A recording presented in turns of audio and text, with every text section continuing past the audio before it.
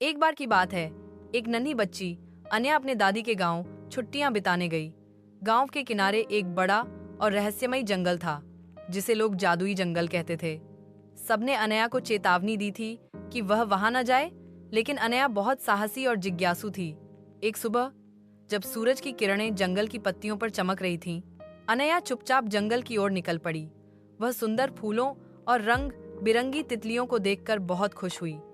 चलते चलते वह एक बड़ी झाड़ी के पीछे पहुंची, जहां से हल्की नीली रोशनी निकल रही थी।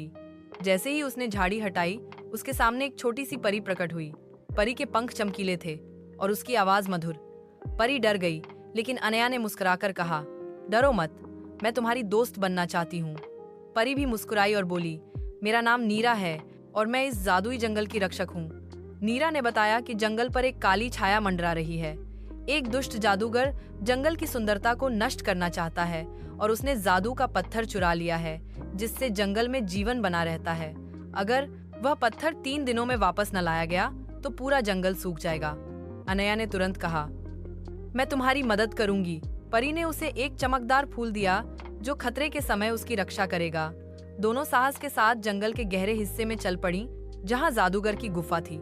रास्ते में उन्होंने बातूनी तोते से पहेली सुलझाई, तेज बहाव वाली नदी पार की और एक सोते हुए अजगर से बचकर निकली। आखिरकार वे गुफा तक पहुंची। जादूगर वहां बैठा काले धुएं से खेल रहा था।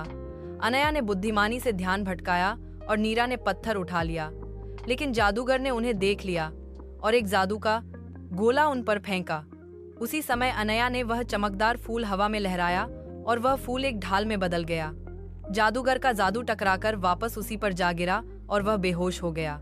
नीरा और अनया ने जादू का पत्थर जंगल के बीचों बीच स्थित मंदिर में वापस रख दिया। अचानक चारों ओर हरियाली लौट आई, फूल खिल उठे और पक्षी गाने लगे। पूरा जंगल फिर से जीवंत हो गया। नीरा ने कहा, अनया, तुम सिर्फ बहादुर नहीं, बहुत समझदार भी हो। तुम्हारी मदद के बिना मैं ये कभी नहीं कर पाती।